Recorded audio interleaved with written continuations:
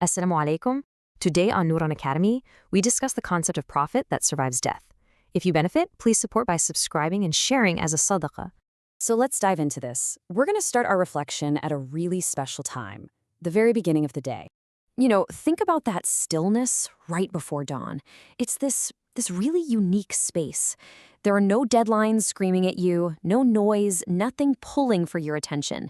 It's just a pure, quiet moment to reflect before the whole world wakes up and the hustle begins. And in that quiet, what's really there? Just your breath and time.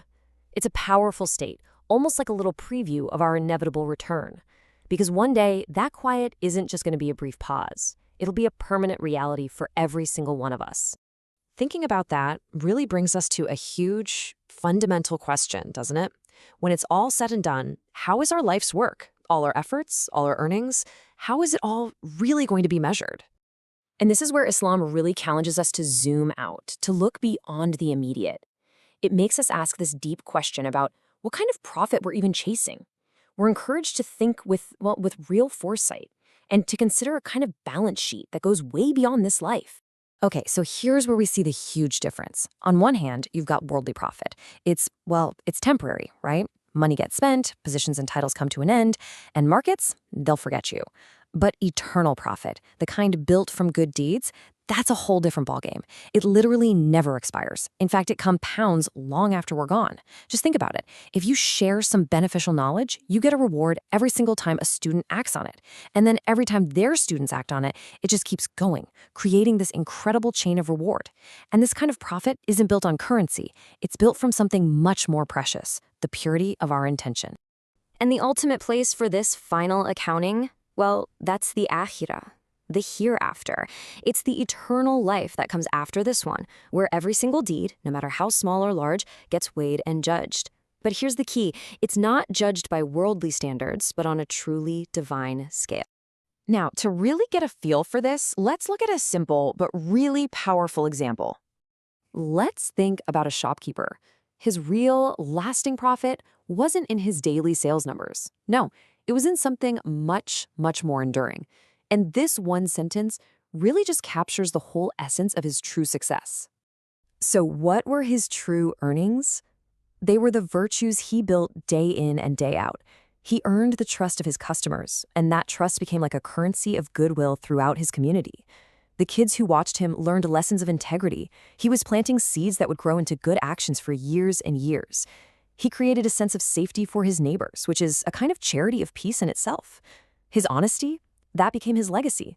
It lived on, multiplying in the good deeds of others long after his shop doors had closed for the last time.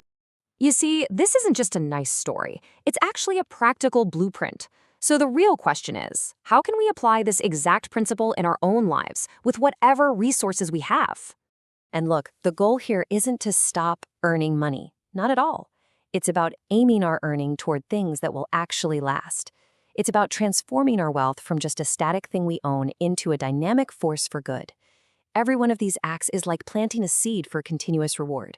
When you feed a family, you're giving them strength for their good deeds. When you teach someone a skill, you're empowering them to provide for themselves and others.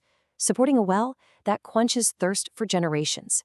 And just lifting a burden from someone's shoulders might be the very thing that clears their path to worship. This whole idea of a continuous flowing charity, it actually has a special name in Islam, sadaqah jariyah, and it is without a doubt the ultimate investment. It's an act where the benefits and the rewards just keep flowing into your account long, long after your ability to do anything in this world is over. And in the end, everything leads to this.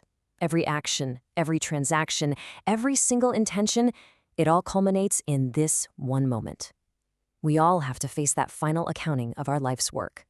But on the day of judgment, the criteria for what matters, it's going to be completely different from what the world values. You see, where the world looks at the transaction receipt, the divine scale is going to weigh your inner intention. Where the world is obsessed with the profit margin, the divine scale will be measuring the mercy you showed. And it all really boils down to the absolute importance of our niyyah, our intention, that inner motive behind everything we do. It's the niyyah that has the power to transform a totally ordinary act into an act of worship. It's what determines its ultimate spiritual value. Which brings us to probably the most critical question we can ask ourselves. And I really want you to pause and think about this. If your ability to earn, to act, to do anything, if it all stopped, right now, this very moment, would all the benefit you've created just stop with it? Or would something, anything, still be flowing out there, all because you once lived? So let's make this our final takeaway. The message isn't to not earn well. We're encouraged to do that. But it's to invest wisely. Because the greatest, most enduring profit you can ever make isn't what fills your hands here in this life. It's what fills your scale in the next, when absolutely nothing else can. Presented and created by Neuron Studio.